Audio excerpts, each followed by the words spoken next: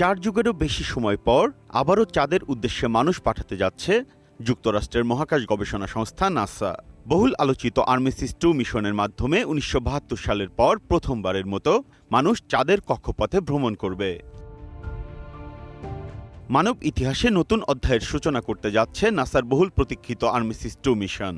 ফ্লোরিডার Kennedy space centre থেকে শক্তিশালী স্পেস লঞ্চ সিস্টেম রকেটে চড়ে 4 মহাকাশচারী পাড়ি জমাবেন চাঁদের পথে। 10 দিনের এই অভিযানে নেতৃত্ব দেবেন মিশন কমান্ডার রিড ওয়াইজম্যান। তার সঙ্গে থাকবেন pilot Victor Glover, mission specialist Christina Koch এবং কানাডিয়ান নভোচারী জেরেমি হ্যানসেন। নভোচারীরা সরাসরি চাঁদে অবতরণ করবেন না, বরং চাঁদের কক্ষপথে প্রদক্ষিণ করে মহাকাশের গভীর অঞ্চলে মানবযাত্রার সক্ষমতা যাচাই করবেন এবং গুরুত্বপূর্ণ বৈজ্ঞানিক তথ্য সংগ্রহ করবেন।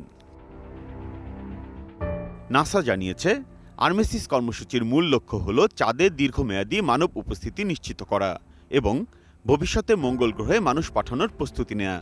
এর আগে ২০২২ সালে আর্মিসিস 1 মিশনে কোনো মানুষ ছাড়াই সফল পরীক্ষামূলক অভিযান চালানো হয়।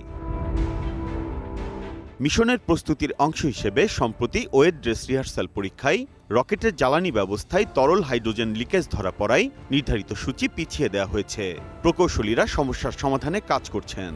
নিরাপত্তা নিশ্চিত করে আগামী মার্চে পরবর্তী উৎক্ষেপণের তারিখ চূড়ান্ত করা হবে বলে জানিয়েছে সংস্থাটি।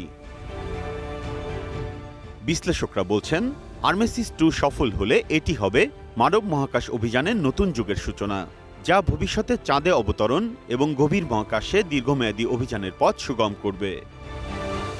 Biprajit Chanda, Green News desk.